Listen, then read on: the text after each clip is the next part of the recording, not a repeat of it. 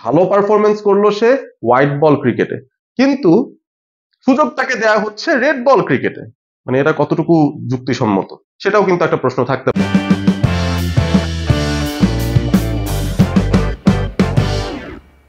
প্রথম টেস্ট 4 দিনে শেষ হয়ে যেতে না যেতেই বাংলাদেশ ক্রিকেট বোর্ড দ্বিতীয় টেস্টের স্কোয়াড ঘোষণা করে দিয়েছে। এবং ডেফিনেটলি প্রথম টেস্টটা যেহেতু বাংলাদেশ হেরেছে, স্কোয়াডে কিছু পরিবর্তন আসাটাই স্বাভাবিক ছিল, সেই স্বাভাবিক কাজটাই হয়েছে। এবং আপনাদের যদি মনে থাকার কথা, প্রথম টেস্টের আগে একেবারে ঘটাও করে একটা ভিডিও বার্তায় প্রধান নির্বাচক বিসিবির তিনি কিন্তু জানিয়েছিলেন যে এই হচ্ছে বাংলাদেশের স্কোয়াড, এবং সেই সাথে তিনি বেশ কিছু এক্সপ্লেনেশনও দিয়েছিলেন কি কি কারণে কাকে কাকে চুজ করা হয়েছে, কি কারণে কি তাদের পরিকল্পনা, অনেক কিছু তিনি কথা বলেছিলেন। দ্বিতীয় টেস্টের আগে কিন্তু সেরকম কোনো কথাবার্তা নাই, একটা মিডিয়া রিলিজ, সিম্পল একটা মিডিয়া রিলিজ যেখানে তারা স্কোয়াডের দুটো পরিবর্তনের কথা জাস্ট জানিয়ে দিয়েছে সোজা সাপটা ভাবে। নাহিদ রানা যে এক টেস্টের পরে চলে যাবেন সেটা আমরা সবাই জানি, পিএসএল এ তিনি খেলতে চলে যাবেন, এবং সে কারণে দ্বিতীয় টেস্টের স্কোয়াডের মধ্যে তিনি নেই। তার জায়গায় কোনো পেসারকে নেয়নি বাংলাদেশের নির্বাচকরা, তারা তানভীর ইসলাম বাঁহাতি অর্থোডক্স স্পিনার তাকে জায়গা করে দিয়েছে দ্বিতীয় টেস্টের দলে। আর সেই সাথে একটা পরিবর্তন ব্যাটিং এ হয়েছে, যে 3 ওপেনার একের পর এক ফ্লপ পারফরমেন্স উপহার দিয়ে যাচ্ছিলেন, প্রথম টেস্টে তো জাকির হাসানের জায়গাই হয়নি, এবং দ্বিতীয় টেস্টে তার স্কোয়াডেই জায়গা হয়নি, তার জায়গায় ইনামুল হক বিজয় এসে ঢুকেছেন। আজকে আসলে আমি ভাবছিলাম ইনামুল হক বিজয়কে নিয়ে একটা ভিডিও আমি আলাদা করে তৈরি করব, কারণ তার এই রান করতে থাকার যে অভ্যাস সেটা কিন্তু আমাদেরকে বেশ ইমপ্রেস করছে ইদানিং কালে। 2022-এও আমি ঢাকা প্রিমিয়ার ডিভিশন ক্রিকেট লিগের কমেন্ট্রিতে ছিলাম, সেই ধারাভাষ্য দেওয়ার সময় দেখেছিলাম ঠিক চোখের সামনে বিজয় সে রেকর্ডটা করেছিলেন।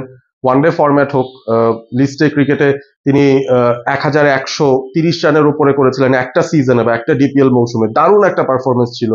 এই মৌসুমেও ধারাবাহিকতা কিন্তু বজায় রাখছেন এনামুল হক বিজয়, আবারও টপ রান গেটার, প্রায় 900-র কাছাকাছি run. So Vijay I think খুবই জাস্টিফাইড ভাবে তিনি সুযোগ পেয়ে গেছেন জাতীয় দলে, এবং যেহেতু তিনি দ্বিতীয় টেস্টে জাতীয় দলের স্কোয়াডের সঙ্গে যুক্ত হবেন, সেই ক্ষেত্রে গাজী গ্রুপ ক্রিকেটার্স এর তিনি ক্যাপ্টেন ছিলেন, হয়তো শেষ রাউন্ডের যে ম্যাচটা 29 তারিখ, সেই ম্যাচটা হয়তো তার খেলা হবে না, ইভেন 26 তারিখও বোধহয় তিনি খেলবেন না, তিনি হয়তো তার আগেই স্কোয়াডের সাথে যোগ দেবেন।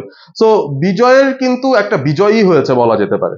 প্রথমবার যখন সুযোগ পেয়েছিলেন ব্যাক ইন 2012-13, সেই সময়ের পর থেকে কিন্তু যতবারই তিনি এসেছেন একটা সিরিজ বা দুটো সিরিজের জন্য এসেছেন, তারপর কিন্তু তিনি আবারও দল থেকে বাদ পড়ে যান। সো ইদানিং কালে একেবারেই কনসিস্টেন্টলি তিনি পারফর্ম করেছেন, যদিও সেটা আমি বলবো হোয়াইট বল ক্রিকেটে বেশি, লিস্টে ক্রিকেটে তুলনামূলকভাবে যদি বলি সেই জায়গাটায় ভালো পারফরমেন্স করার পুরস্কারটা ইনামুল হক বিজয় পেয়ে গেছেন। আজকে যে দিন তিনি 51তম সেঞ্চুরি পেয়েছেন স্বীকৃত ক্রিকেটে, সেই দিনটাতেই এই খুশির খবরটা তার কানে নিশ্চয়ই পৌঁছে গেছে যে তিনি সিলেক্টেড হয়ে গেছেন এই দ্বিতীয় টেস্টের স্কোয়াডে। এবং শুধু স্কোয়াডে না, আমার কাছে অন্তত মনে হচ্ছে দ্বিতীয় টেস্টের স্টার্টিং যে 11টা হবে সেখানেই হয়তো ইনামুল হক বিজয়ের জায়গা থাকতে পারে, কারণ আমার মনে হয় না তাকে শুধুমাত্র বেঞ্চে বসিয়ে রাখার জন্য সেই ম্যাচটাতে অন্তর্ভুক্ত করা হয়েছে। সেই ক্ষেত্রে ডিফিকাল্ট একটা চয়েস নিতে হবে, আহ, জয় এবং সাদমান দুজনের মধ্যে কাকে বাদ দেবেন। Obviously Sadman left handed batter, তবে প্রথম টেস্টে 2 ইনিংসেই তিনি আসলে ফ্লপ করে গেছেন। মাহমুদুল জয় অন্তত দ্বিতীয় ইনিংসে কিছু রান তুলেছিলেন, যদিও কনভিন্সিং মোটেও তিনি ছিলেন না। সুতরাং কার জায়গায় এনামুল হক বিজয় সুযোগ পাবেন সেটা একটা দেখার বিষয় থাকবে অবভিয়াসলি। আর এছাড়া কিন্তু বাদ বাকি যে ব্যাটিং অর্ডার সেখানে আমার মনে হয় না কোনো পরিবর্তন আছে, নাজমুল শান্তই থাকবেন, মমিনুল হক, মুশফিকুর রহিম, জাকের আলী অনেক, এই হবে লাইন আপটা, মিরাজ এরপর এবং তারপর বোলাররা। সো বোলিং এর ক্ষেত্রে পরিবর্তনটা কি হবে, নাহিদ রানার জায়গায় স্টার্টিং 11-এ আসলে কে জায়গা পাবেন দ্বিতীয় টেস্টে সেটাও দেখার বিষয়। আমার মনে হয় উইকেটটা খুব ভালো মতন পর্যবেক্ষণ করবেন, এবং যেহেতু এই প্রথম টেস্টে সিলেটের মাটিতে যেখানে প্রতিপক্ষের পেসাররা ডমিনেট করেছেন, নিয়াউচি থেকে শুরু করে এনগারাবা থেকে শুরু করে মুজারাবানি, বাংলাদেশের কিন্তু পেসাররা সেভাবে পারফর্ম করেননি বলা যেতে পারে। প্রথম ইনিংসটাতেই কিছু পারফরমেন্স ছিল, প্রথম 5টা উইকেট তারা মিলেমিশে নিয়েছেন। পরবর্তী যেই ইনিংসটা বা চতুর্থ ইনিংস যেটা জিম্বাবুয়ে আজকে ব্যাট করতে নেমেছিল সেখানে কিন্তু পেসাররা একেবারেই কোনো কিছু করতে পারেননি।